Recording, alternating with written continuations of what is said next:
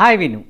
ఒక ఊరిలో ఒక బాగా లెర్న్డ్ పర్సన్, ఒక ఋషి ఉన్నాడు. ఆ ఋషి ఏంటంటే ఒక గ్రామంలో ఒక చోటు ఉన్నాడు. ఆయనకి అన్నీ తెలుసు, బాగా ప్రతి దాని మీద అవగాహన, నాలెడ్జ్ ఉంది.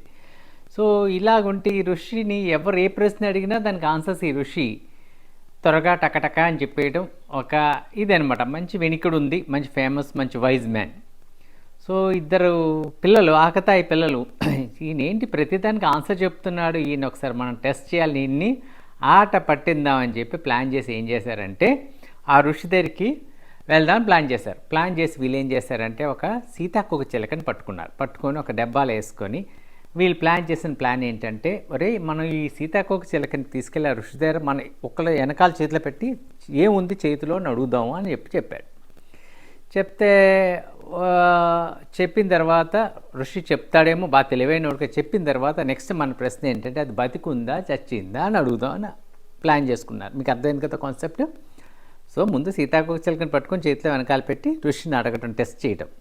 సో అది సీతాకోక చిలక అని చెప్తే పాస్ అయిపోతాడు ఋషి, లేదంటే ఫెయిల్ అయిపోతాడు. ఇప్పుడు నెక్స్ట్ క్వశ్చన్ చాలా కష్టమైంది. అదే ఋషి బతికుంది అని చెప్తే ఏం చేస్తారు వీళ్ళు, దాన్ని నలిపిసి చంపేస్తారు. అదే చచ్చింది అని చెప్పారనుకోండి, వీళ్ళలాగా లైవ్లీ చూపిద్దామని ప్లాన్ చేసుకొని వెళ్ళారు. బాగుంది కదా కథ ఇది. సో ఋషి దగ్గరికి వెళ్ళారు వీళ్ళు, ఋషితో మాట్లాడారు. ఋషితో అన్నారు, స్వామి మిమ్మల్ని మేము కలవాలి. ఋషి తపస్సు చేస్తూ ఉన్నాడు, అయినప్పటికీ ఆ తపస్సుకి ఆటంకం కల్పించి వీళ్ళు అడిగారు అనమాట. అంటే ఆకతాయి కదా వీళ్ళు, అడిగారు, స్వామి మీతో మేము మాట్లాడాలి. ఏంట్రా అంటే, నా మిత్రుడు చేతిలో ఏముంది ఒకసారి గెస్ట్ చేసి చెప్పగలరా, వెనకాల చేతి పెట్టి. అంటే ఋషి చాలా తెలివైనవాడు కాబట్టి ఏం చెప్పాడంటే, దానికేముంది దాంట్లో మంచి సీతాకోక చిలక ఉంది, అందమైన సీతాకోక చిలక అని చెప్పాడు. మొదటి ప్రశ్న ఋషి పాస్ అయిపోయాడు. కూరగాయలకి నెక్స్ట్ ప్రశ్న రెడీ కదా, వాళ్ళు క్వశ్చన్ పేపర్ వాళ్ళ దగ్గర ఉంది. సో వాళ్ళు ఏమడిగారంటే, అది బతికుందా చచ్చి ఉందా ఋషి గారు అని అడిగితే ఋషి ఏమని చెప్పాడు తెలుసా అండి, దాని సమాధానం మీ చేతిలోనే ఉంది అని చెప్పారు. దాని సమాధానం మీ చేతిలో, చాలా ఇంపార్టెంట్ ఇక్కడ. సో అర్థమైంది కదండి. సో ఋషికి అర్థమవి దాని సమాధానం మీ చేతిలోనే ఉంది. ఇదే మన జీవితం అండి.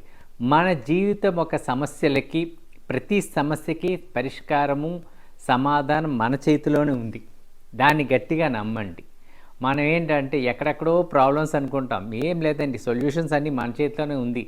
ఒక్కసారి ఆగి ఆలోచించడం. సో ఇక్కడ ఏంటంటే బతకాలా చావాలా అన్నది కూడా మనమే డిసైడ్ చేయాలి.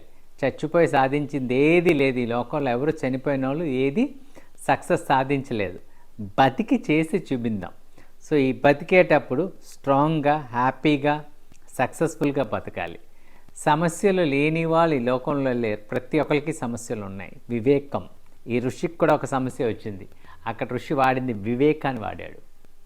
నిజంగా సెకండ్ ప్రశ్న ఋషి చెప్పలేడేమో, మొదటి చెప్పాడు, సెకండ్ చెప్పలేడేమో. చెప్తే వీళ్ళు చంపేస్తారు, లేకపోతే బతికించి చూపిస్తారు.